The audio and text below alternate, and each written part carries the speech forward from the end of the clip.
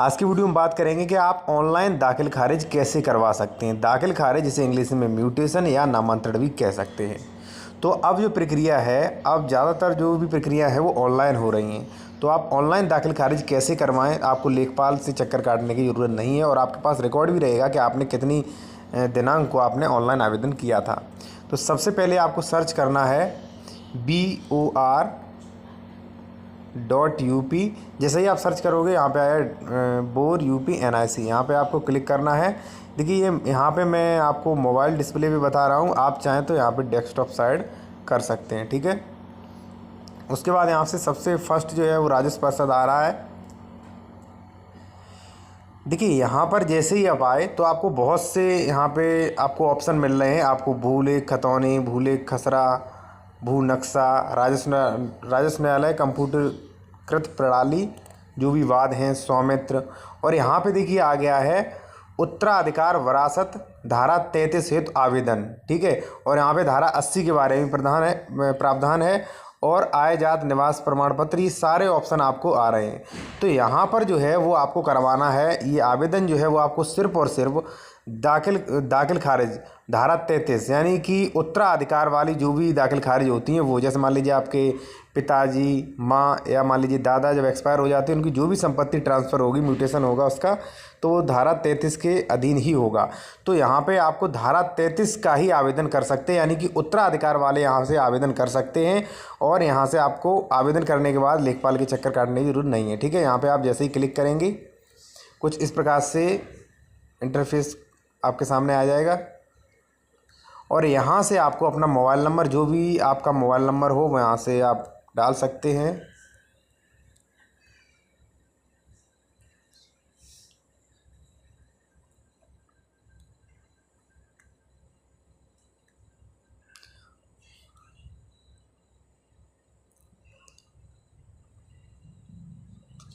और जो भी आप मोबाइल नंबर डाल रहे हैं वो सिम आपके फ़ोन में होना अनिवार्य है, क्योंकि इस पर 1 टाइम OTP आएगा।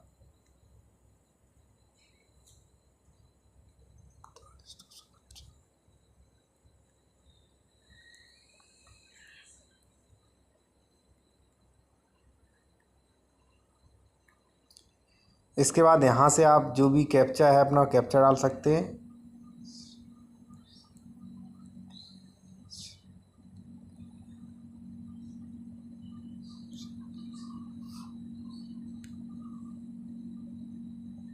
आप देख सकते हैं कि साइट जो है वो कुछ इस प्रकार से ओपन हो गई है। यहाँ पे लिखा है राजस्व संहिता की धारा 33(1) उत्तराधिकार विरासत आवेदन, जो RC प्रपत्र 9 होता है, जो भी उसमें प्रविष्टियाँ होती हैं उन्हीं के द्वारा आप जो है ये आवेदन कर सकते हैं। तो देखिए यहाँ पे मुख्य पृष्ठ, आवेदन की प्रविष्टि और लॉग आउट, ठीक है। अब आपको आवेदन करना है, अप्लाई करना है, तो यहाँ पे आवेदन की प्रविष्टि पर आपको क्लिक करना है। आप चाहें आप अपने फ़ोन से भी भर सकते हैं। देखिए ये जो है ये फॉर्म जो है वो 4 भागों में है, ठीक है। आप पहला भाग जब क्लियर करेंगे उसके बाद ही आप दूसरा भाग जो है फिलअप कर पाएंगे, ठीक है। तो पहले भाग में जो भी आपका नाम हो वो आपको नाम डालना है।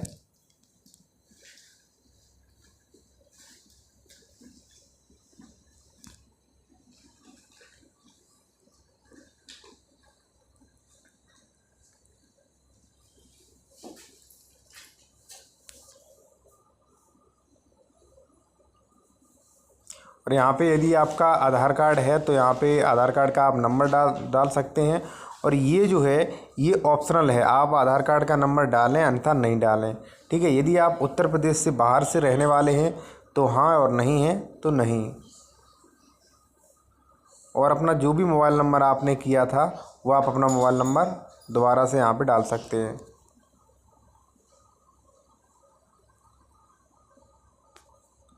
उसके बाद अपना मंडल, जो भी आपका मंडल हो,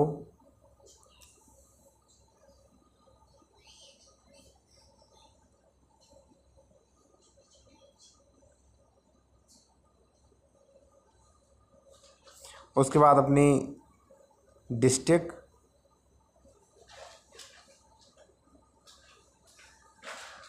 तहसील और अपना पता।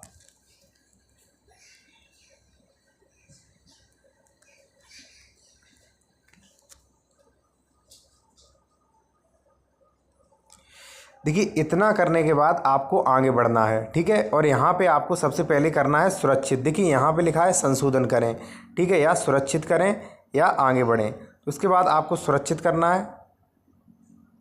जैसे ही आपने सुरक्षित किया, यहाँ पे आप देख सकते हैं जो इसका दूसरा पेज था वो आपका ओपन हो गया है, ठीक है, जिसमें आपको खातेधारक का नाम, पिता का नाम, मंडल, तहसील, ग्राम, परगना, पता, मोबाइल नंबर, आधार नंबर और आपका उनसे संबंध क्या है दूसरे भाग में आपको भरना है। जैसे ही आप दूसरा भाग पूरा भर लेंगे उसके बाद आप सुरक्षित करके जो आगे बढ़ी वाली जो बटन है, आगे बढ़ें, ये ऑप्शन जो दिया है इस पर आप क्लिक करके आगे बढ़ सकते हैं और इसी प्रकार से अपना पूरा फॉर्म भर के सबमिट कर सकते हैं।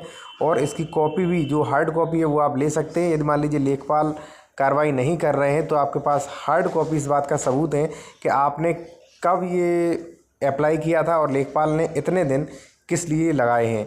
और देखिए यदि आपकी ज़मीन, जिसने आपका उत्तराधिकार आपने चाहा है, यदि वो ज़मीन विवादित नहीं है तो वहाँ पे कोई किसी प्रकार की आपको दिक्कत नहीं होगी। लेखपाल अपनी रिपोर्ट लगा के आपका जो उत्तराधिकार द्वारा दाखिल खारिज जो है, उत्तराधिकार जो नामांतरण है वो आपका कर दिया जाएगा। और यदि यहाँ पे कोई किसी ने आपत्ति लगा दी है या मान लीजिए ये ज़मीन जो है विवादित है तो यहाँ पे आपको जो है फिर ये जो भी आपने फॉर्म फिलअप किया है, इस फॉर्म के आधार पर लेखपाल जो है वो अपनी रिपोर्ट नहीं लगा सकता है, ना ही वह दाखिल खारिज कर सकता है। अब एक सवाल इसमें ये भी आता है, यदि मान लीजिए आपका उत्तराधिकार जो है, जो आपने नामांतरण किया, यदि मान लीजिए यह विवादित है तो ऐसी स्थिति में क्या होगा। तो देखिए यदि मान लीजिए धारा 33 में और कोई भी यहाँ पे अपना जो है दावा कर रहा है, क्लेम कर रहा है कि मेरा भी इस प्रॉपर्टी में हिस्सा है, मैं भी इसका उत्तराधिकार हूँ, और यदि उसने आपत्ति दी है तहसील में तो आपका ये दाखिल खारिज नहीं होगा। फिर आपका तहसीलदार के यहाँ आपका जो भी है तहसीलदार न्यायालय में मामला चलेगा, दोनों पक्षों को सुना जाएगा। दोनों पक्षों को सुनने के बाद आपका जो भी मामला है उस निस्तारण करके ही जो भी तहसीलदार अपने विवेकानुसार जिसे चाहें उसे दे सकते हैं, यानी कि जिसके साक्ष्य अच्छे होंगे और वास्तव में जिसकी ज़मीन होगी, जिसे उत्तराधिकार कानूनी रूप से मिलना चाहिए उसे ही यह उत्तराधिकार मिलेगा। तो आप इस प्रकार से धारा 33(1) जो है उसके लिए आवेदन कर सकते हैं। आपको अब लेखपाल के यहाँ ज़्यादा चक्कर काटने की ज़रूरत नहीं है। यदि मान लीजिए लेखपाल रिपोर्ट नहीं लगाते हैं तो आप जो भी तहसीलदार होते हैं, एसडीएम, डीएम, जो भी उच्च अधिकारी होते हैं, उनसे उनकी शिकायत कर सकते हैं। और ये जो फॉर्मेट जो है ये इस बात का सबूत है कि आपने ये जो भी ये फॉर्म था वो किस तारीख को अप्लाई किया था और तब से आप जो भी आपकी रिपोर्ट है वो लेखपाल ने क्यों नहीं लगाई। तो यदि आपका कोई क्वेश्चन है तो आप कमेंट में कर सकते हैं।